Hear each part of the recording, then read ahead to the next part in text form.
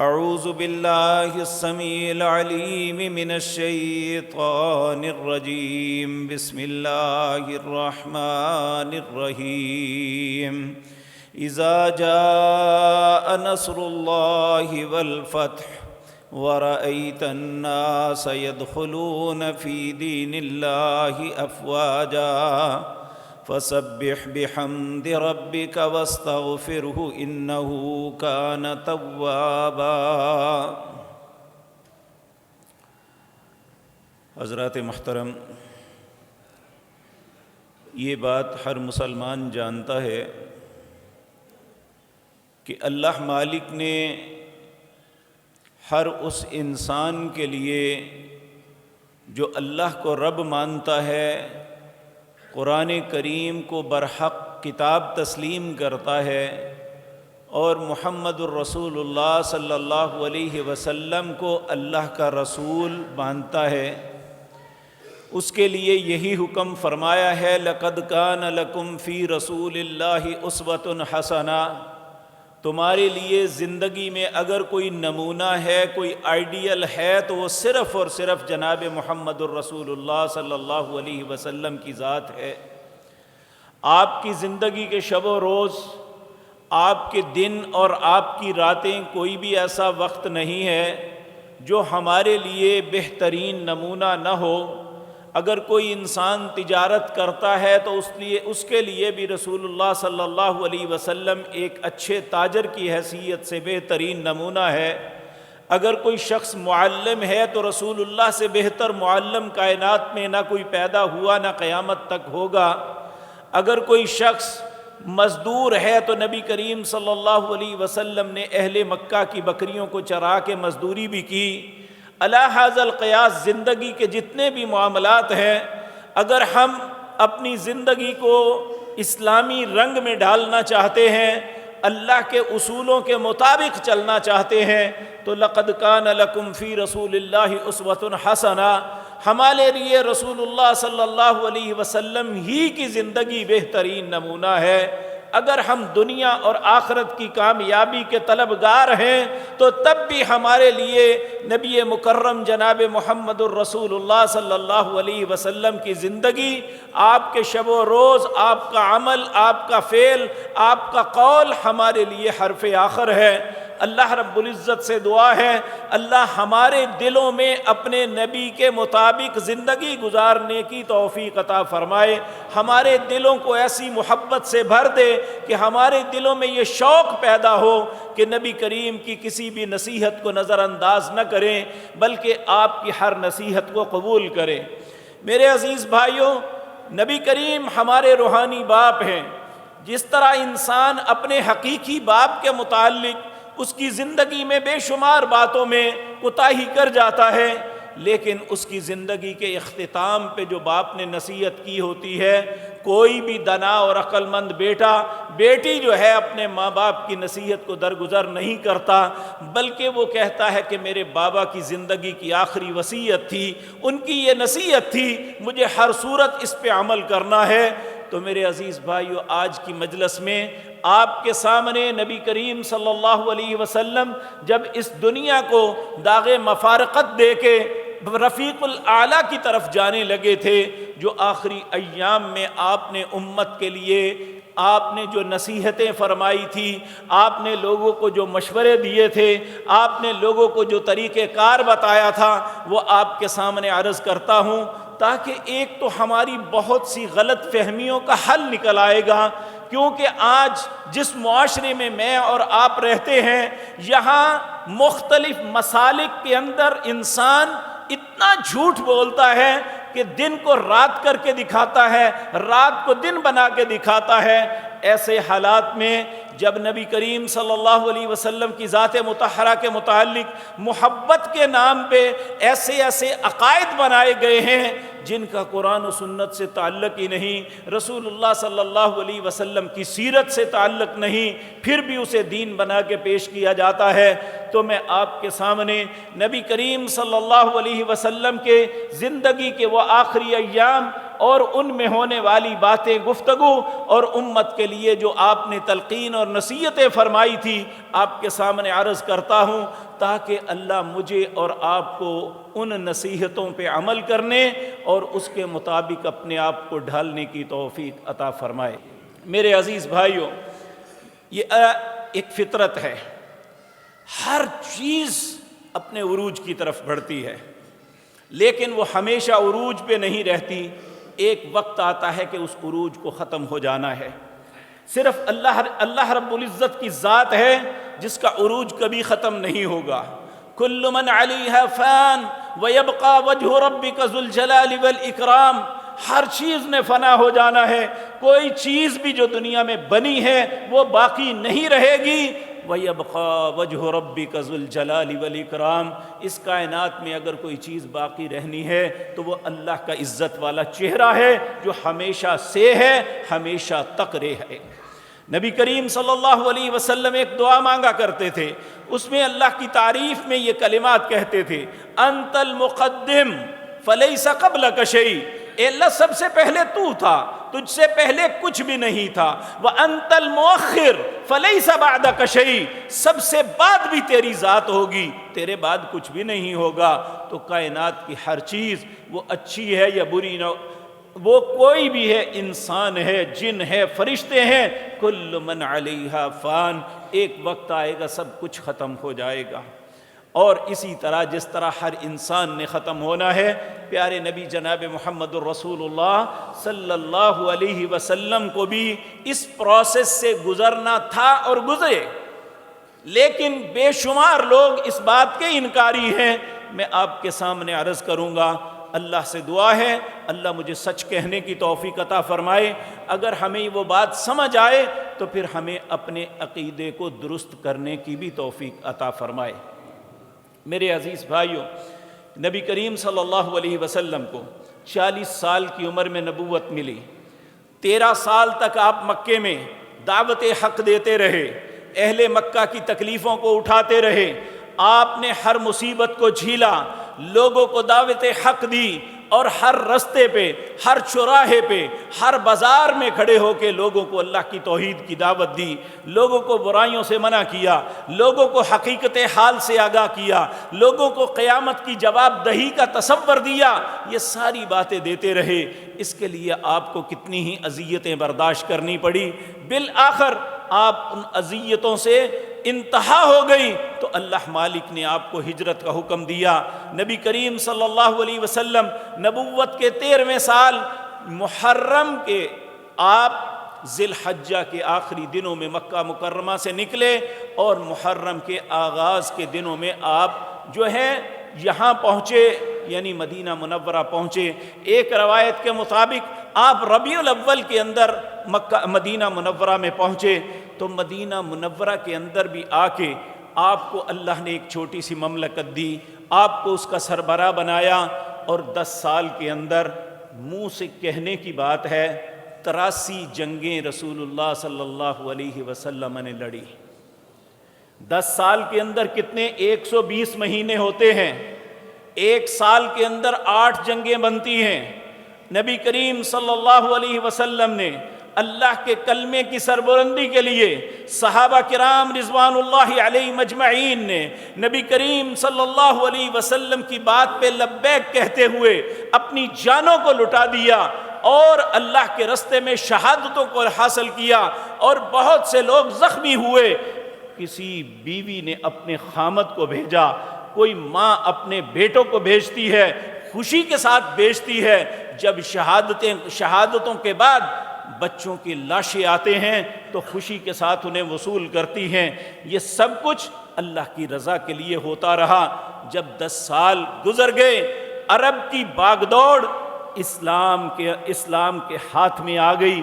حجاز میں جتنا معاملہ تھا شرک و کفر، یہ بھاگ رہا تھا، مٹ رہا تھا، اور اسلام کا سورج طلوع ہو رہا تھا۔ یہ اسلام کی سربلندی کی انتہا تھی۔ نبی کریم صلی اللہ علیہ وسلم یہ آپ نبوت ہجرت 10ویں سال جب حج کے لیے تشریف لے گئے، ایام تشریق تھے، یعنی ذی الحجہ کی 10، 11، 12 اور 13 تاریخ، اس کے درمیان ایک سورت نازل ہوتی ہے۔ وہ سورت کیا ہے؟ اس کا نام ہے سورۃ النصر۔ نصر کا مطلب مدد والی. تو اللہ رب العزت کہتے ہیں اذا جاء نصر اللہ والفتح، جب آپ کے پاس فتح اور نصرت آ گئی.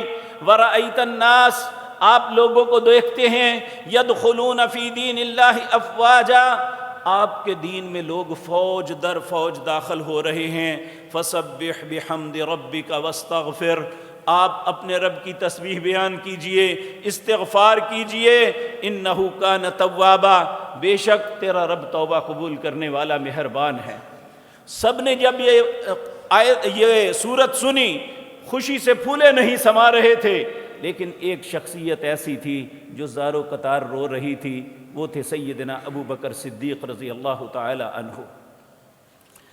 آپ رو رہے تھے. ابو موسیٰ اشعری کہتے ہیں کہ دیکھیں جی، اللہ نے فتح و نصرت کی خبر دی ہے، اللہ رب العزت نے فوج در فوج لوگ دین میں داخل ہو رہے ہیں، ایک خوشی کی بات ہے، اور یہ بابا جی رو رہے ہیں، یہ تو خوشی کا موقع ہے. کہتے ہیں ہم نے بات کو اگنور کر دیا، لیکن کچھ دن کے بعد جب اس کا پتہ چلا تو ہمیں علم ہوا کہ حضرت ابو بکر سے زیادہ عالم نہیں ہیں، کیونکہ حضرت ابو بکر صدیق رضی اللہ تعالی عنہ نے فرمایا کہ یہ حقیقتاً نبی کریم صلی اللہ علیہ وسلم کی موت کی خبر لے کے آئی تھی، کہ جب ایک چیز کو عروج کی انتہا مل جاتی ہے. اور میرے بھائیوں یہ بات یاد رکھنا، جب انسان کو اللہ کی طرف سے عروج ملے، وہ کاروبار کا ہے، وہ اولاد کے معاملے میں ہے، وہ مال و دولت کا ہے، وہ عزت و شرف کا ہے، تو اس وقت اسے تکبر میں نہیں آنا چاہیے، بلکہ سبق یہ ہے، اس کائنات کے سب سے عظیم تر انسان جناب محمد الرسول اللہ صلی اللہ علیہ وسلم کو اللہ نے جب عزت و شرف سے نوازا، جب انتہائی عزت ملی، جب انتہائی عروج حاصل ہوا، تو اس وقت کہا اب یہ وقت جو ہے یہ تکبر کا نہیں، یہ نہیں کہ میں نے یہ کر لیا، میں نے وہ کر لیا، بلکہ یہ ہے فسبح بحمد ربک واستغفر، اپنے رب کی تسبیح بیان کرو اور استغفار کیجئے. نبی کریم صلی اللہ علیہ وسلم کو جب اللہ کا حکم ملتا ہے، آپ اپنی رکوع میں پہلے سبحان ربی العظیم پڑھا کرتے تھے، اپنے سجدے میں سبحان ربی الاعلیٰ پڑھا کرتے تھے، لیکن جب یہ آیتیں اتری آپ اپنے رکوع اور سجود کے اندر یہ پڑھنے لگ گئے، سبحانک اللہم ربنا وبحمدک اللہم اغفر لی، سبحانک اللہم، اے پاک ہے تو اے میرے اللہ، سبحانک اللہم ربنا، اے میرے رب، وبحمدک، حمد تعریف کے لائق تیری ذات ہے، اللہم اغفر لی، اللہ مجھے معاف فرما دے. یہ نبی کریم صلی اللہ علیہ وسلم اپنے رکوع اور سجود کے اندر پڑھنا شروع ہو گئے. تو یہ بات پہلی نصیحت ہمارے لیے یہ ہے کہ جب عروج کی انتہا ہو جائے تو پھر اس کے بعد اللہ سے ڈرتے ہوئے یہ اللہ کی تسبیح بیان کرنی چاہیے کہ اللہ نے ہمیں یہ عروج عطا کیا، اللہ نے یہ عزت و شرف دیا، اللہ نے اس مال و دولت سے نوازا، اللہ رب العزت نے اس علم اور فضل سے نوازا، اللہ رب العزت نے ہمیں نیکی کی توفیق دی. یہ اللہ کا شکر ادا کرنے کے لیے بہترین یہ ہے فسبح بحمد ربک، اپنے رب کی تسبیح بیان کرو اور اس کی تعریف کرو، جس نے مجھے علم دیا، جس نے مجھے عزت و شرف دیا، جس نے مجھے صحت اور عافیت دی، جس نے معاشرے کے اندر ایک مقام دیا. فسبح بحمد ربک، اپنے رب کی تسبیح بیان کرو اور اس کی تعریف بیان کرو. واستغفر، انسان ہونے کے ناطے ممکن ہے خطائیں ہوئی ہوں، واستغفر، اور اس سے استغفار کرو. اللہ کو سب سے بہترین اپنے بندوں میں وہ بندہ لگتا ہے جو اللہ سے استغفار کرتا ہے. اگر تو خطائیں ہوں گی تو استغفار کی وجہ سے معافی مل جائے گی، اگر خطائیں نہیں ہوں گی اس استغفار کی وجہ سے اللہ شرف اور بلندی اور عطا کریں گے. اللہ رب العزت، یہ بات یاد رکھیں، کچھ لوگ اس بات پہ بڑے مذاق کے طور پہ کہتے ہیں، جب ہم نماز کے بعد کہتے ہیں سلام پھیرنے کے بعد اللہ اکبر، استغفر اللہ استغفر اللہ، کہتے ہیں کیا کوئی گناہ کیا ہے تم استغفار کر رہے ہو؟ نبی کریم صلی اللہ علیہ وسلم نے فرمایا جب کوئی انسان نماز کے بعد استغفار اس طرح کرتا ہے، اس کی نماز کے اندر خدا نخواستہ جو کوتاہی ہوئی ہوتی ہے اللہ اس کوتاہی سے درگزر فرما دیتے ہیں۔ اگر کوتاہی نہیں ہوئی تو اللہ اس نماز کے اجر کو دوبالا کر دیتے ہیں۔ تو استغفار ایسا کلمہ ہے، نبی کریم صلی اللہ علیہ وسلم نے فرمایا من لزم الاستغفار یجعل له مخرجا ویرزقہ من حیث لا یحتسب، جو انسان استغفار کو لازم پکڑتا ہے اب ہر دم اللہ سے معافی طلب کرتا رہتا ہے، اللہ اسے مصیبتوں سے بھی نکال دیتے ہیں اور ایسی جگہ سے رزق دیتے ہیں وہ سوچ بھی نہیں سکتا۔ تو میرے عزیز بھائیو، جب دعوت دین کے متعلق اللہ نے یہ آیت بھی اتار دی الیوم اکملت لکم دینکم واتممت علیکم نعمتی ورضیت لکم الاسلام دینا، آج کے دن پہلے جب بھی کوئی آیت اترتی، کوئی صورت نازل ہوتی، اس کے بعد اور صورتیں آتی، ایک وقت ایسا آیا یہ یوم النحر کا دن تھا، یعنی جس دن لوگ قربانیاں کرتے ہیں، نبی کریم صلی اللہ علیہ وسلم منا میں قربانیاں کر رہے تھے، تو اللہ کی طرف سے یہ نازل ہوا الیوم اکملت لکم دینکم واتممت علیکم نعمتی ورضیت لکم الاسلام دینا۔ اے میرے پاک پیغمبر، آج دین مکمل ہو گیا، میری جتنی نعمتیں تھیں میں نے مکمل کر دی۔ الیوم اکملت لکم دینکم واتممت علیکم نعمتی ورضیت لکم الاسلام دینا، میں نے اسلام کو بحیثیت دین تمہارے لیے پسند کیا ہے۔ تو آج میرے عزیز بھائیو یہ بات یاد رکھ لینی چاہیے، اس میں ہمارے لیے پیغام یہ ہے کہ جو اللہ نے دین جناب محمد الرسول اللہ پہ نازل کیا وہ دینی الاسلام ہے۔ اور میرے بھائیو، اللہ اس بات پہ اتنا خوش ہوتا ہے جو انسان فجر کی نماز کے بعد، مغرب کی نماز کے بعد 3 دفعہ یہ کہتا ہے رضیت باللہ ربا وبالاسلام دینا وبمحمد صلی اللہ علیہ وسلم نبیا ورسولا، میں اللہ کے رب ہونے پہ راضی، میں اسلام کے دین ہونے پہ راضی، میں رسول اللہ صلی اللہ علیہ وسلم کے نبی اور رسول ہونے پہ راضی۔ اگر وہ راضی ہے، دل سے راضی ہے، تو اگر وہ اس حالت میں مر جاتا ہے تو اللہ اسے جنت عطا فرما دیں گے۔ اللہ ہمارے نصیب میں کر دے کہ ہم اللہ کے رب ہونے پہ راضی ہو جائیں، ہم محمد الرسول اللہ کے نبی اور رسول ہونے پہ راضی ہو جائیں، ہم اسلام کے دین ہونے پہ راضی ہو جائیں۔ اللہ رب العزت نے اس دین کو ہمارے لیے پسند کیا ہے، ہمیں بھی اس دین کو پسند کرنا چاہیے۔ کہا الیوم اکملت لکم دینکم واتممت علیکم نعمتی ورضیت لکم الاسلام دینا، میں نے اسلام کو بحیثیت دین تمہارے لیے پسند کیا ہے۔ تمہارے رب کی پسند ہماری پسند ہونی چاہیے، پھر ہمارا رب بھی ہم پہ راضی ہو جائے گا جب ہم اس کے دین پہ راضی ہو جائیں گے۔ اس لیے کوئی بھی دین کا عمل ہو، کوئی بھی دین کا معاملہ ہو، کوئی بھی دین کا حکم ہو، ہمیں اپنے دل میں تنگی محسوس نہیں کرنی چاہیے، خوش دلی سے دین کے احکامات پہ عمل کرنا چاہیے۔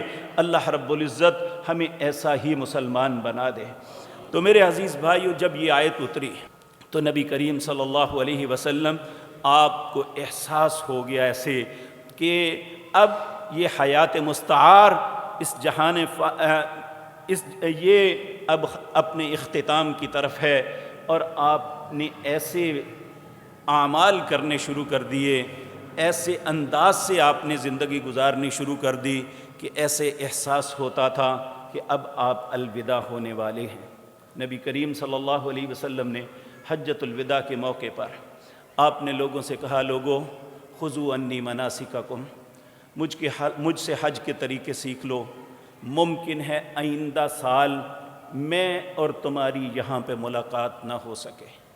اور واقعتاً ایسا ہوا کہ نبی کریم صلی اللہ علیہ وسلم اس سال کے بعد اس دار فانی کو چھوڑ کے دار البقاء کی طرف چلے گئے۔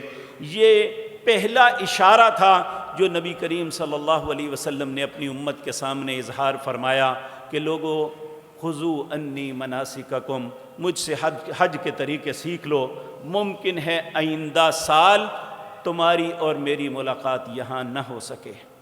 اور واقعتاً ایسا ہوا۔ تو نبی کریم صلی اللہ علیہ وسلم اس کے بعد رمضان آتا ہے، اسی سال جو رمضان آیا تھا حج سے پہلے، نبی کریم ہمیشہ 10 دن اعتکاف کیا کرتے تھے۔ اس سال نبی کریم صلی اللہ علیہ وسلم نے 20 دن اعتکاف کیا، اور نبی کریم صلی اللہ علیہ وسلم ہر رمضان میں جبریل کے ساتھ ایک دفعہ قرآن کا دور کرتے تھے۔ دور یہ ہوتا ہے، آج بھی حفاظ اس طرح کرتے ہیں، ایک پارہ اس طرح سنایا جاتا ہے کہ پہلے کچھ رکوع ایک بچہ سناتا ہے، پھر دوسرا بچہ انہی رکوع کو سناتا ہے، اور پھر اگلے رکوع پڑھتا ہے۔ یہ آپس میں دور ہوتا ہے، بچے قرآن ایک دوسرے کو سناتے ہیں۔ تو نبی کریم صلی اللہ علیہ وسلم یہ دور جبریل کے ساتھ کیا کرتے تھے۔ ہر رمضان کے اندر جبریل علیہ السلام نبی کریم کی خدمت میں حاضر ہوتے، وہ آپ کے ساتھ قرآن کا دور کرتے۔ یہ کئی سال تک سلسلہ چلتا رہا، اور بالآخر جب آخری سال آیا تو جبریل علیہ السلام نے نبی کریم صلی اللہ علیہ وسلم کے ساتھ 2 مرتبہ قرآن کا دور کیا۔ اس کا ایک سبب یہ بھی تھا، اس زمانے میں ابھی کاغذ ایجاد نہیں ہوا تھا۔ قرآن باقاعدہ جس طرح یہ 2 گتوں کے اندر ایک کتابی شکل میں ہے، ایسا نہیں تھا۔ لوگوں نے لکھا تو ہوا تھا، لیکن ہر شخص کے پاس کمپلیٹ قرآن کریم نہیں تھا۔ کسی نے 1 سورت لکھی، کسی نے 10 سورتیں لکھی، کسی نے 1 آیت لکھی، کسی نے 50، 100، 1000 اتنی آیتیں لکھی۔ یہ ہر بندے نے اپنی استطاعت کے مطابق یہ پتوں پہ، جھلیوں پہ، کھال کو ایک پروسیس سے گزار کے اس پہ لکھا جاتا۔ لیکن یہ اس طرح ترتیب، جس طرح ہم ہر ورقہ الٹتے ہیں اگلا صفحہ آ جاتا ہے، ہر ورقے کے بعد ایک نیا پارہ شروع ہو جاتا ہے، اس طرح ترتیب نہیں تھی۔ لیکن یہ بات یاد رکھیں، یہ ترتیب اللہ ہی نے جبریل کے ذریعے نبی کریم کو سکھائی تھی۔ بے شک قرآن مختلف مواقع پر مختلف آیات اور صورتیں اترتی تھی، لیکن نبی کریم صلی اللہ علیہ وسلم سال کے بعد ایک مجلس کیا کرتے تھے جسے عریضہ کہتے تھے۔ لوگ جس نے قرآن پڑھا ہوتا، یاد کیا ہوتا یا لکھا ہوتا، وہ نبی کریم کے حضور پیش کرتے۔ نبی کریم صلی اللہ علیہ وسلم ان آیات کو دیکھ کے تصحیح فرماتے، ان آیات کو فلاں سورت کی فلاں آیت کے بعد لگا لو، اس آیت کو فلاں سورت کی فلاں آیت سے پہلے لکھ لو۔ یہ رسول اللہ صلی اللہ علیہ وسلم نے آج جو ترتیب ہے، جو الحمدللہ سے شروع ہوتی ہے والناس پہ ختم ہوتی ہے، یہ وہی ترتیب ہے جو اللہ رب العزت نے جبریل علیہ السلام کے ذریعے جناب محمد الرسول اللہ کو سکھلائی تھی، اور اسی ترتیب سے آج میں اور آپ قرآن کی تلاوت کرتے ہیں۔ اللہ ہمیں تلاوت کرنے کی توفیق دے۔ تو نبی کریم صلی اللہ علیہ وسلم نے دوسرا معاملہ یہ کیا کہ آپ نے اس سال 2 دفعہ قرآن جو ہے اس کا دور کیا، اور نبی کریم صلی اللہ علیہ وسلم نے ارشاد فرمایا، اللہ اکبر،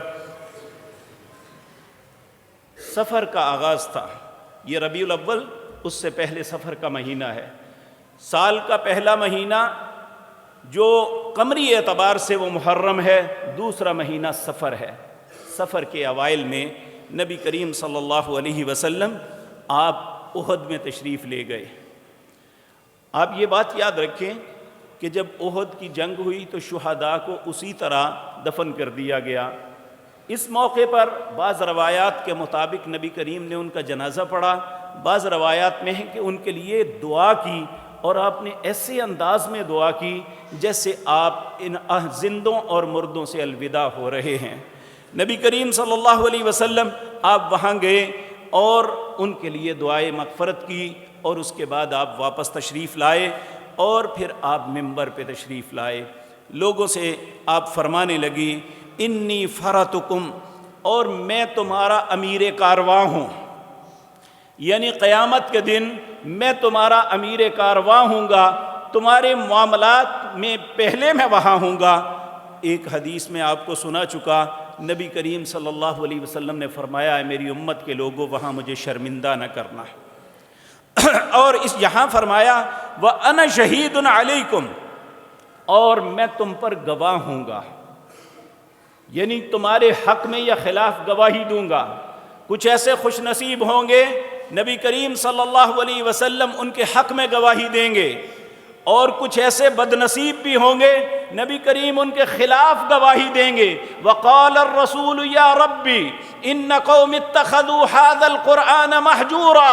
اے اللہ یہ وہ قوم ہے جنہوں نے قرآن کو پیچھے پھینک دیا تھا. اللہ نہ کرے کہ ایسے بد نصیبوں میں ہمارا نام بھی شامل ہو جائے. اللہ ہمیں ان خوش نصیبوں میں ڈالے جن کے حق میں رسول اللہ شہادت دیں گے اور جن کے لیے نبی کریم صلی اللہ علیہ وسلم سفارش فرمائیں گے. اور آپ نے فرمایا واللہ لانظر الی حوض الآن، اللہ کی قسم میں اپنے حوض کو اس وقت دیکھ رہا ہوں. اللہ نے حوض کوثر آپ کے سامنے فرما دیا. آپ نے فرمایا وانی قد اعطیت خزائن مفاتح الارض، اور مجھے زمین کے خزانوں کی چابیاں دی گئی. وَإِنِّي وَاللَّهِ مَا أَخَافُ بَعْدِي أَن تُشْرِكُوا، اللہ کی قسم میں اس بات پہ خوفزدہ نہیں ہوں اے میرے صحابہ کی جماعت کہ میرے بعد تم شرک کرو گے، بلکہ میں کس بات وَلَكِنْ أَخَافُ أَن تَنَافَسُوا فِيهَا، بلکہ مجھے اس بات کا ڈر ہے کہ تم آپس میں اختلاف نہ کرنے لگ جاؤ. تو نبی کریم صلی اللہ علیہ وسلم نے اپنی امت کے لوگوں کو اس بات سے منع کیا کہ میری امت کے لوگوں آپس میں اختلاف نہ کرنا. اور جب لوگوں میں اختلاف ہوتا ہے ولا تنازعوا، اللہ نے جب بدر کی جنگ ہوئی نا تو اس وقت صحابہ کے دو ذہن تھے، ایک چاہتے تھے لڑائی ہو، دوسرے چاہتے تھے نہ ہو. تو اللہ نے کہا ولا تنازعوا فتفشلوا وتذهب ريحكم، آپس میں تنازع نہ کرو، اگر ایسا کرو گے تو تمہاری ہوا اکھڑ جائے گی. اور یہ یقینی بات ہے کہ مسلمان جب سے متفرق ہوئے ہیں مسلمانوں کی ہوا اکھڑ گئی ہے. بے شک ہماری تعداد دنیا میں 1.5 ارب کے قریب ہے، لیکن ہمارے باہمی اختلافات نے کفار کے دلوں میں ہمارا جو رعب ہے وہ ختم کر دیا. نبی کریم صلی اللہ علیہ وسلم کی زندگی کی آخری نصیحتوں میں یہ ایک نصیحت تھی کہ آپ نے فرمایا مجھے اس بات کا خوف نہیں کہ تم مشرک ہو جاؤ گے، مجھے اس بات کا خوف ہے تم آپس میں اختلاف نہ کرنے لگ جاؤ. تو اللہ رب العزت ہمارے دلوں میں ہمارے دلوں کے اندر ایک دوسرے کی محبت ڈال دے، مسلمان کو اپنا سمجھنا شروع کر دے. تو میرے عزیز بھائیوں، یہ نبی کریم صلی اللہ علیہ وسلم کی آخری نصیحتوں میں. اسی طرح نبی کریم آدھی رات تھی، آپ بقیع الغرقد میں تشریف لائے. بقیع الغرقد یہ مدینہ منورہ کا قبرستان ہے. عمومی طور پہ لوگ عرف عام میں اسے جنت البقیع کہتے ہیں، حقیقتاً اس کا نام اس میں غرقد کا ایک درخت تھا جس کی وجہ سے اسے بقیع الغرقد کہتے ہیں. یہ وہ قبرستان ہے قیامت کے دن جب لوگوں کو اٹھایا جائے گا تو سب سے پہلے رسول اللہ صلی اللہ علیہ وسلم اور ان کے ساتھی اٹھیں گے. اس کے بعد سب سے پہلے بقیع کے لوگ جو ہیں انہیں اٹھایا جائے گا، اور ان میں 10,000 صحابہ کرام مدفون ہیں، جن میں نبی کریم صلی اللہ علیہ وسلم کی پیاری بیٹی سیدہ فاطمہ بھی ہے جو جنت کی خواتین کی سردار ہیں، سیدنا عثمان بن عفان ہیں، سیدنا حسن ہیں. یہ وہ لوگ ہیں جو بہت پاک باز لوگ ہیں. اور اسی طرح بہت سے لوگ اللہ مالک شاید جگہ ہی انہیں وہاں پہ اس شخص کو دیتا ہے جسے وہ پسند کر لیتا ہے. تو یہ دنیا کے قبرستانوں میں سب سے بہترین قبرستان ہے. نبی کریم وہاں تشریف لے گئے تو نبی کریم نے دعا مانگی. پہلے تو کہا السلام علیکم یا اہل دیار المؤمنون، سلامتی ہو تم مومنوں کے گھروں والوں. اور پھر آپ نے فرمایا جس حال میں تم ہو میں تمہیں اس حال کی مبارکباد دیتا ہوں، کیونکہ جو دنیا والے ہیں ان سے تمہارے حالات بہت بہتر ہیں. اور یہ بات سمجھنے کے لائق ہے کہ جو اہل جنت اہل ایمان ہیں ان کی موت پہ ہم بہت روتے ہیں اور نوحے کرتے ہیں، جبکہ ان کی موت کے بعد کے حالات رسول اللہ کے کہنے کے مطابق وہ ہمارے حالات سے بہت بہتر ہو جاتے ہیں. میرے عزیز بھائیو، احد میں کتنے لوگ شہید ہو گئے؟ ان شہداء کی ارواح جب اللہ کی بارگاہ میں اللہ کے حضور پیش کی گئی اور انہیں جب نعمتوں سے نوازا گیا تو انہوں نے اللہ سے التجا کی کہ ہاں اللہ، جو کچھ ہمیں ملا ہے کیا ہمارے پچھلوں کو پتہ چل سکتا ہے؟ اللہ نے کہا کیوں نہیں چل سکتا؟ اللہ نے آیتیں اتاری کہ وَلَا تَقُولُوا لِمَنْ يُقْتَلُ فِي سَبِيلِ اللَّهِ أَمْوَاتًا بَلْ أَحْيَاءٌ عِنْدَ رَبِّهِمْ يُرْزَقُونَ فَرِحِينَ بِمَا آتَاهُمُ اللَّهُ مِنْ فَضْلِهِ وَيَسْتَبْشِرُونَ بِالَّذِينَ لَمْ يَلْحَقُوا بِهِمْ مِنْ خَلْفِهِمْ أَلَّا خَوْفٌ عَلَيْهِمْ وَلَا هُمْ يَحْزَنُونَ۔ جو اللہ کے رستے میں شہید ہوئے ہیں انہیں مردہ مت کہنا، بلکہ وہ زندہ ہیں، اللہ کے ہاں رزق دیے جا رہے ہیں۔ پھر اللہ نے فرمایا فریحین بما آتاہم اللہ من فضلی، وہ تم سے دگنے خوش ہیں جو اللہ نے اپنے فضل سے انہیں عطا کیا ہے۔ یعنی جب ایک مومن آدمی اس دنیا کو چھوڑ کے دار البقاء کی طرف جاتا ہے تو اس کی روح کو لے کے فرشتے جب اللہ کی بارگاہ میں پہنچتے ہیں، اللہ اسی وقت حکم دیتے ہیں اکتبوا کتاب عبدی فی علیین، میرے اس بندے کی روح کو جنت کے اعلیٰ مقام جو ہے وہاں اس کی روح کو پہنچا دو۔ تو میرے بھائیو ذرا سوچو تو صحیح، آج ہم موت سے اتنی نفرت کرتے ہیں، یہ موت تو ہے آنی جو کبھی ٹل نہیں سکتی، لیکن اصل سوال یہ ہے کہ موت کے بعد جو معاملے ہونے ہیں ہم نے اس کی تیاری کتنی کی ہے، اور جو لوگ اچھی تیاری کر کے گئے ہیں وہ یقیناً ہم سے زیادہ خوش ہیں۔ نبی کریم نے یہی اہل بقیع کو مخاطب ہو کے فرمایا اے اہل بقیع، تم جس حالت میں ہو وہ دنیا کی حالت سے بہت بہتر ہے۔ اور پھر آپ نے فرمایا فتنے تاریک رات کے ٹکڑوں کی طرح ایک کے پیچھے ایک چلے آ رہے ہیں، اور بعد میں آنے والا پہلے سے زیادہ برا ہوگا اور اس کے ساتھ زیادہ سخت معاملے ہوں گے۔ اور پھر آپ نے اہل بقیع کو یہ بشارت دی اے اہل بقیع، ہم بھی آپ سے ملنے والے ہیں۔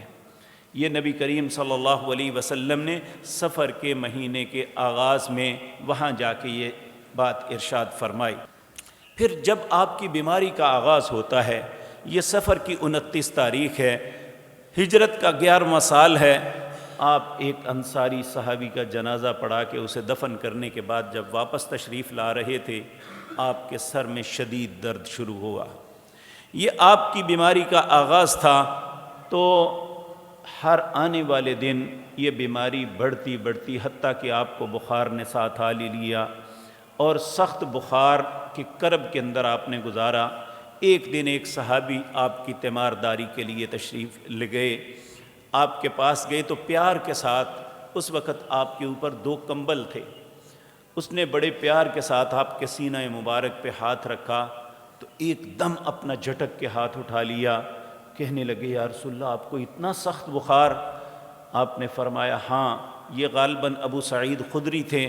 کہنے لگے ابو سعید، انبیاء کو تم سے زیادہ دگنی اللہ کی طرف سے آزمائش سے گزرنا پڑتا ہے، مجھے تم سے دگنا بخار ہے جو تمہیں ہوتا ہے۔ اور ہم جانتے ہیں کہ آج بخار کی حد ہمارے ڈاکٹرز کے کہنے کے مطابق 104 سے جب کراس کر جائے تو پھر اس کا دماغ مفلوج ہو جاتا ہے، لیکن آپ سوچ سکتے ہیں کہ نبی کریم صلی اللہ علیہ وسلم نے فرمایا ہمیں تم سے دگنی آزمائش سے بھی گزرنا پڑتا ہے۔ اگر اللہ اجر بہت بڑا دیتا ہے تو ایک بہت بڑی آزمائش سے بھی گزرنا پڑتا ہے۔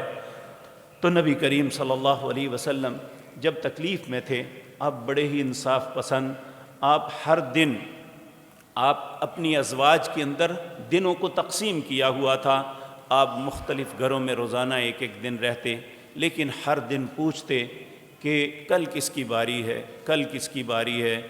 تو ایک دن خواتین نے آپ کی بات کو بھانپتے ہوئے پوچھ ہی لیا کہ آپ کیا چاہتے ہیں؟ تو نبی کریم نے فرمایا اگر آپ مجھے اجازت دے تو میں سیدہ عائشہ کے گھر چلا جاؤں۔ تو سب ازواج مطہرات نے آپ کو اجازت مرحمت فرمائی، تو پھر نبی کریم صلی اللہ علیہ وسلم سیدہ عائشہ طیبہ طاہرہ کے گھر میں منتقل ہو گئے۔ یہ آپ کی زندگی کا آخری ہفتہ تھا جب آپ سیدہ عائشہ رضی اللہ تعالی عنہا کے گھر میں رہے۔ میرے عزیز بھائیوں، جب بدھ کا دن ہوا تو نبی کریم کی بیماری ہر آنے والے دن بڑھتی چلی جا رہی ہے۔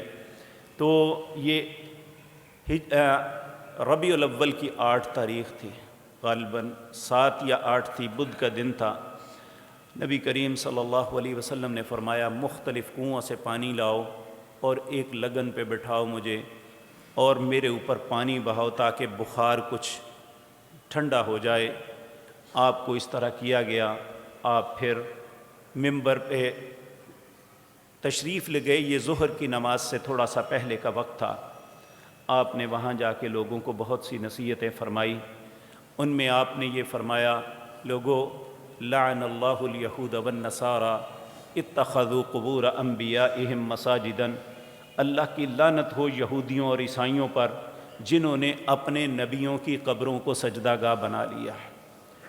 اور پھر آپ نے یہ فرمایا، غور سے میرے بھائیو سنو، کہ لوگوں میری قبر کو وثن نہ بنانا کہ وہاں جا کے تم عبادت کرو۔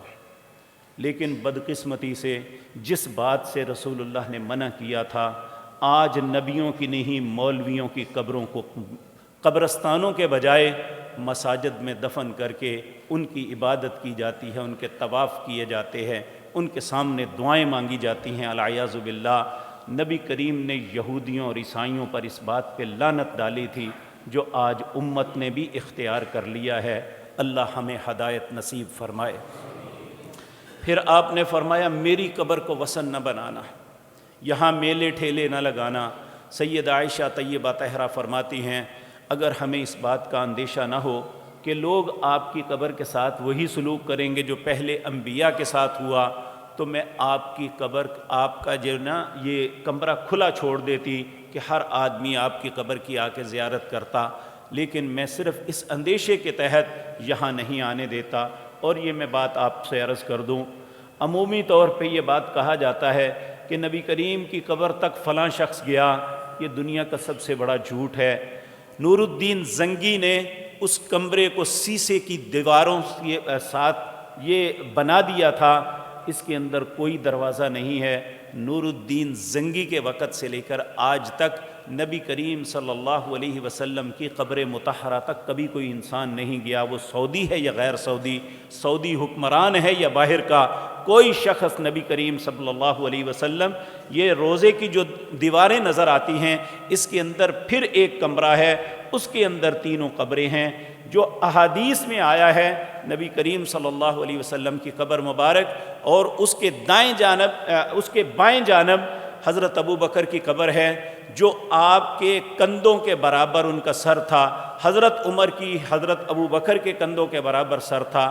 جب ہم مسجد نبوی میں داخل ہوتے ہیں اور باب السلام سے داخل ہو کے سب سے پہلے اس جو آلہ بنا ہوا ہے جس کے اوپر لکھا ہے ہنا رسول اللہ صلی اللہ علیہ وسلم، یہاں رسول اللہ صلی اللہ علیہ وسلم کی قبر مطہرہ ہے، وہاں آپ پہ درود و سلام پڑھتے ہیں۔ جب آگے تھوڑا سا جاتے ہیں تو پھر حضرت ابو بکر کے متعلق لکھا ہوا ہے، ان کی قبر ہے۔ علی ھذا القیاس نبی کریم صلی اللہ علیہ وسلم، نبی کریم صلی اللہ علیہ وسلم نے وہ خطبہ دیا اور یہ بات کہا کہ میری قبر کو وثن نہ بنانا۔ تو اللہ رب العزت پھر آگے جمعرات کا دن آتا ہے۔ جمعرات کا دن ہے تو آپ نے مغرب کی نماز، یہ زندگی کی آخری نماز باجماعت پڑھائی تھی۔ اس کے بعد 17 نمازیں جو ہیں وہ سیدنا ابو بکر نے پڑھائی تھی۔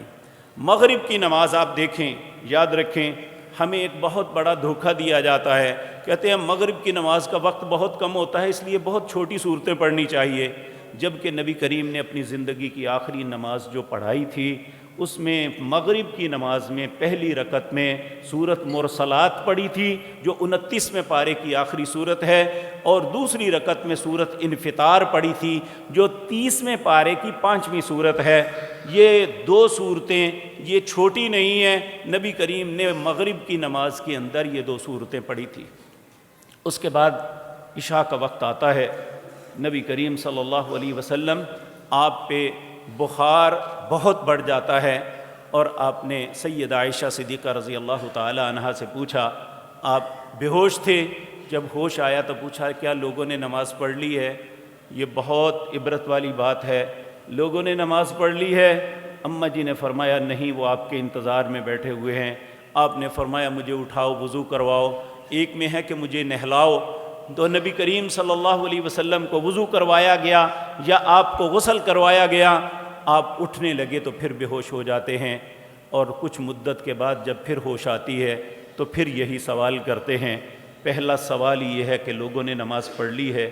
کہا نہیں اللہ کے پاک پیغمبر، لوگ آپ کے انتظار میں ہیں۔ آپ پھر وضو کرتے ہیں، پھر اٹھنے کی کوشش کرتے ہیں، پھر بے ہوش ہو جاتے ہیں۔ 4 مرتبہ اس طرح ہوا۔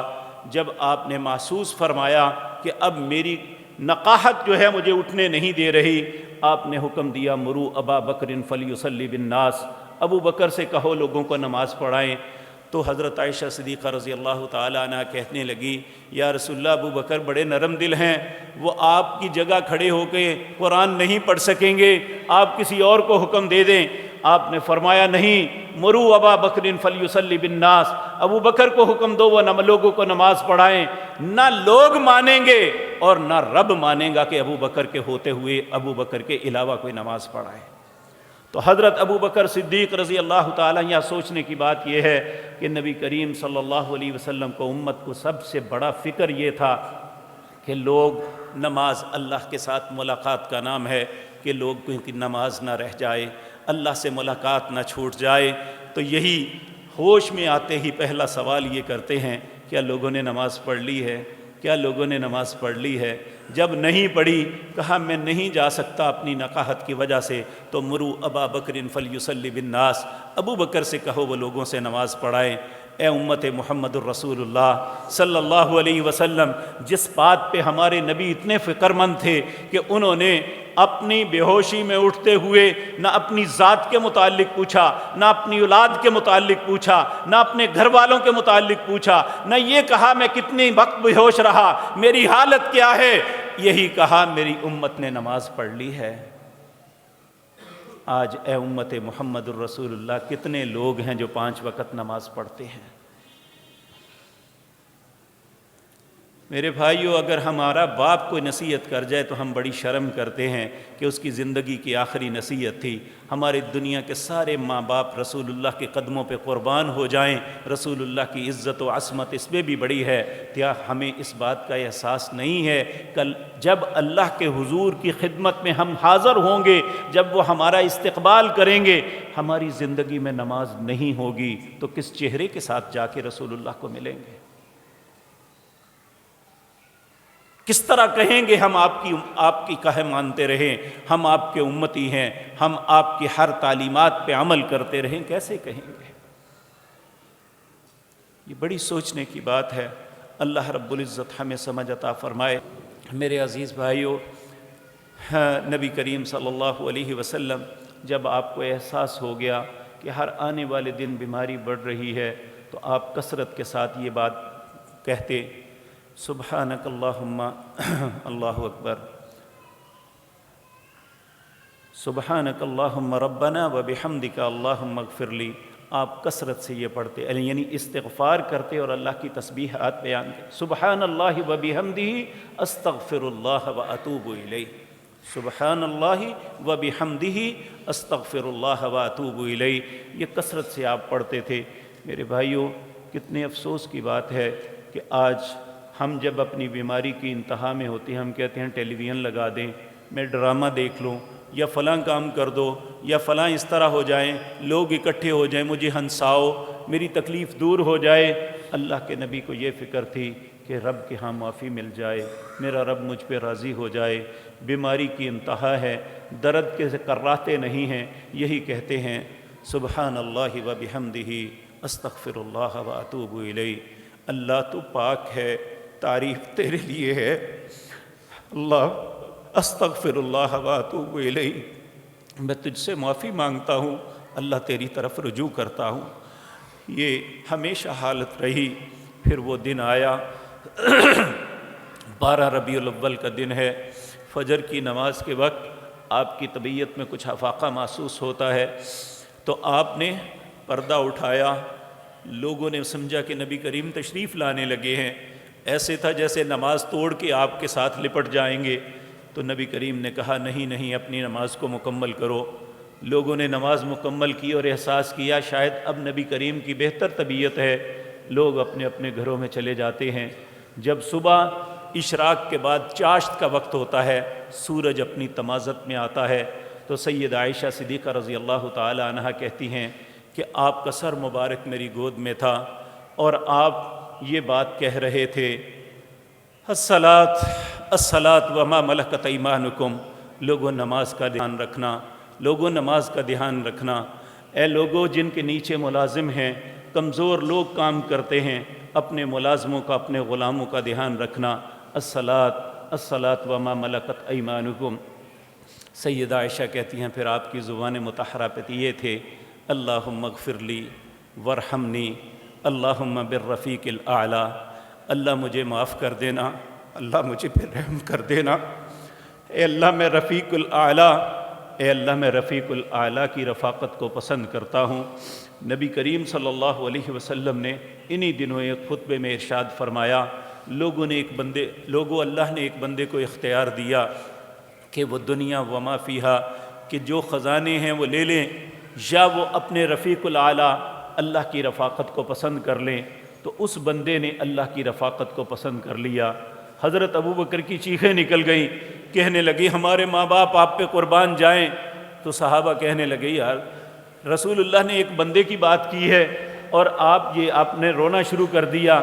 کہنے لگے پھر کچھ دن بعد ہمیں پتہ چلا کہ وہ بندے اللہ کے نبی خود تھے جنہیں اللہ نے دنیا وما فیہا دے خزانے دینے کے لیے کہا، تو انہوں نے یہ خزانے پسند نہیں کیے، اللہ کی رفاقت کو پسند کر لیا۔ اور اس کے باوجود دیکھیں نبی کریم صلی اللہ علیہ وسلم آپ کو اللہ نے دنیا میں یہ بشارت عطا فرما دی تھی، انا فتحنا لک فتحا مبینا لیغفر لک اللہ ما تقدم من ذنبک۔ اے نبی کوئی بھی ایسی کام جو تیری زندگی میں ہوا ہو جس پہ اللہ خوش نہیں، اللہ نے وہ بھی معاف کر دیا۔ اس کے باوجود زندگی کی آخری سانسیں ہیں اور آپ اللہ سے کہہ رہے ہیں اللہم اغفر لی ورحمنی، اللہم بالرفیق الاعلیٰ۔ پھر آپ نے کلمہ پڑھا لا الہ الا اللہ، لا الہ الا اللہ۔ آپ فرماتے ہیں پھر آپ کا ہاتھ دھلک گیا، نیچے ہو گیا اور میں سمجھ گئی کہ آپ کی روح جو ہے یہ پرواز کر گئی۔ مدینے کے اوپر یہ ایک بہت بڑا ایسے تھا جیسے بجلی گر پڑی۔ ہر آدمی، صرف 2 لوگ تھے، حضرت ابوبکر اور عباس، جنہوں نے اپنے حواس کو بحال رکھا، باقی سب لوگ ایسے تھا جیسے اپنے حواس کو کھو بیٹھے ہیں۔ ہر شخص ایسے تھا جیسے دنیا سیاہ ہو گئی۔ اور سیدہ فاطمۃ الزہرا رضی اللہ تعالی عنہا، ان کے اشعار حدیث کی کتابوں میں موجود ہیں، وہ کہتی ہیں صبت علیہ مصائب لو انہا، آج کے دن جو مجھ پہ مصیبت ٹوٹی ہے، اگر دنوں پہ ٹوٹ پڑتی تو دن راتیں بن جاتے۔ یہ کیفیت تھی ہر کی۔ حضرت عمر رضی اللہ تعالی عنہ آپ تلوار نکال لیتے ہیں، کہتے ہیں جس نے کہا رسول اللہ فوت ہو گئے میں اس کی گردن اتار دوں گا۔ حضرت ابوبکر رضی اللہ تعالی عنہ آپ نے فجر کی نماز پڑھانے کے بعد سوچا کہ نبی کریم کی آج طبیعت ٹھیک ہے، آپ اپنے گھر صح میں تشریف لے گئے۔ وہاں انہیں پتہ چلا تو گھوڑے پہ بیٹھ کے آتے ہیں۔ مسجد نبوی میں ایک کوہرام مچا ہوا ہے۔ میرے بھائیوں میں پھر عرض کروں، یہ 12 ربیع الاول سوموار کا دن تھا، مدینے میں کوہرام مچا ہوا تھا کہ اللہ کے پیارے حبیب صلی اللہ علیہ وسلم، حضرت عمر کہہ رہے ہیں جس نے کہا رسول اللہ فوت ہو گئے اس کی گردن اتار دوں گا۔ حضرت ابوبکر آتے ہیں، مسجد میں لوگوں کے حالات کو دیکھتے ہیں، کسی سے کوئی بات نہیں کرتے، لوگوں کے درمیان سے گزر کے حجرہ عائشہ میں جاتے ہیں۔ جا کے نبی کریم صلی اللہ علیہ وسلم کی مبارک جسم جو ہے یہ اس کے اوپر ایک یمنی دھاری دار چادر پڑی ہوئی ہے، آپ کے چہرہ انور سے چادر ہٹا کے آپ کے چہرہ مبارک کو چومتے ہیں۔ چومنے کے بعد کہتے ہیں اللہ کے پیارے حبیب صلی اللہ علیہ وسلم، جس طرح آپ کی زندگی پاک اور صاف تھی آج بھی آپ اسی طرح پاک اور صاف ہیں۔ پھر آپ نے فرمایا اللہ نے جو موت کسی انسان کے لیے مقرر کی ہے وہ آپ پہ آ چکی، آج کے بعد آپ پہ کوئی موت نہیں ہے۔ پھر آپ پہ چادر دے کے واپس پلٹتے ہیں، آ کے ممبر پہ کھڑے ہو کے کہتے ہیں عمر بیٹھ جاؤ۔ حضرت عمر کہتے ہیں میں نہیں بیٹھوں گا، یعنی اتنا غم کا اثر تھا، کہتے ہیں میں نہیں بیٹھوں گا۔ تو حضرت ابو بکر نے اللہ کی حمد و ثنا شروع کی، الحمدللہ نحمدہ ونستعینہ ونستغفرہ۔ جب اللہ کی حمد و ثنا کی سب لوگ خاموش ہو کے متوجہ ہو گئے تو آپ نے اس وقت یہ کلمات کہے، من کان یعبد محمدا فإن محمدا قد مات۔ جو تم میں سے محمد کی عبادت کرتا تھا محمد فوت ہو گئے۔ ومن کان یعبد اللہ فإن اللہ حی لا یموت۔ جو اللہ کی عبادت کرتا تھا اس کا اللہ ہمیشہ زندہ ہے۔ پھر انہوں نے قرآن کی یہ آیت پڑھی، وما محمد الا رسول قد خلت من قبلہ الرسل افإن مات او قتل انقلبتم علی اعقابکم ومن ينقلب على عقبیہ فلن یضر اللہ شیئا۔ یہ محمد اللہ کے رسول تھے، آپ سے پہلے بھی بہت سے رسول گزر گئے۔ افإن مات، اگر آپ فوت ہو جائیں، او قتل، یا شہید کر دیے جائیں، انقلبتم علی اعقابکم، کیا تم اپنی ایڑیوں پہ پھر جاؤ گے؟ ومن ينقلب على عقبیہ فلن یضر اللہ شیئا، جو اپنی ایڑیوں پہ پھرے گا وہ اللہ کا کچھ نہیں بگاڑ سکتا۔ حضرت عمر رضی اللہ تعالیٰ عنہ کہتے ہیں جب میں اللہ کے پاک کلام کی آیت سنی تو میں نے سمجھ لیا کہ میرا نظریہ درست نہیں ہے، یہ اللہ کا حکم ہے جو آ چکا۔ کہتے ہیں میرے قدموں میں اتنی سکت نہیں تھی وہ میرے جسم کو اٹھا سکتے، میں نیچے گر پڑا، اور ہر آدمی اس طرح تھا جیسے یہ آیت آج نازل ہوئی ہے، ہر آدمی چلتے پھرتے، حضرت انس بن مالک کہتے ہیں اسی طرح تھا کہ یہی پڑھ رہا تھا، وما محمد الا رسول قد خلت من قبلہ الرسل افإن مات او قتل انقلبتم علی اعقابکم ومن ينقلب علی عقبیہ فلن یضر اللہ شیئا۔ میرے عزیز بھائیوں، نبی کریم صلی اللہ علیہ وسلم آپ کے متعلق حضرت انس بن مالک رضی اللہ تعالیٰ عنہ، جنہوں نے 10 سال خدمت کی، آپ کی خادم رسول کا لقب پایا، کہتے ہیں ہماری زندگی کا سب سے خوشگوار دن وہ تھا جس دن نبی کریم ہجرت کر کے مدینہ منورہ تشریف لائے، اور ہماری زندگی کا سیاہ ترین دن وہ تھا جس دن اللہ کے نبی جناب محمد الرسول اللہ داغ مفارقت دے کے اللہ کے حضور چلے گئے۔ میرے بھائیوں، یہ بات ذہن میں رکھیں، آج بھی ہمارے کچھ بھائیوں کا نظریہ ہے کہ نبی کریم تشریف لاتے ہیں۔ میرے بھائیوں، اللہ کا قانون اور اصول یہ ہے، حضرت جابر کے والد عبداللہ وہ جب شہید ہوئے، بڑھاپے کے اندر یہ احد میں گئے تھے، شہادت کا درجہ پایا، تو ایک دن حضرت جابر بہت پریشان تھے، تو نبی کریم نے انہیں کھڑا کیا، کیا معاملہ ہے؟ کہنے لگے یا رسول اللہ آپ کو پتہ ہے میرے والد شہید ہو گئے، میرے بہن بھائیوں میں سب سے بڑا ہوں، مجھ پہ بہت ذمہ داریاں ہیں۔ نبی کریم نے ان کے دلاسے کے لیے کہا، جابر تجھے پتہ ہے تیرے والد سے اللہ کی کیا بات ہوئی ہے؟ کہا نہیں یا رسول اللہ مجھے تو نہیں پتہ، آپ مجھے بتا دیں۔ کہا اللہ نے اپنے سامنے کھڑا کر کے کہا، عبداللہ مانگو مجھ سے کیا مانگتے ہو؟ تو وہ کہنے لگے اللہ جو کچھ دیا ہے اس کے آگے سوچ ہی کوئی نہیں۔ اللہ نے 3 مرتبہ فرمایا نہیں عبداللہ مانگو مجھ سے کیا مانگتے ہو۔ تیسری مرتبہ وہ کہنے لگے اللہ اگر آپ کچھ دے سکتے ہیں تو ایک مرتبہ دنیا میں بھیجے، میں پھر تیری راہ میں کٹنا چاہتا ہوں۔ تو اللہ نے کہا کلا یہ نہیں ہو سکتا۔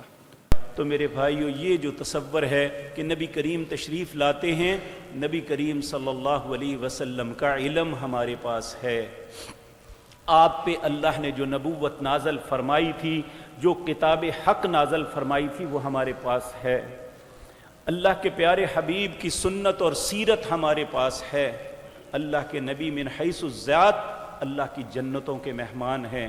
اس لیے یہ عقیدہ رکھنا قطعاً درست نہیں ہے۔ اللہ ہمیں سمجھ عطا فرمائے۔ اور نبی کریم صلی اللہ علیہ وسلم نے اپنی زندگی کے آخری ایام میں اپنی امت کو جو نصیحت فرمائی تھی، اللہ اس نصیحت پہ عمل کرنے کی توفیق دے۔ اقول قولی ھذا واستغفر اللہ۔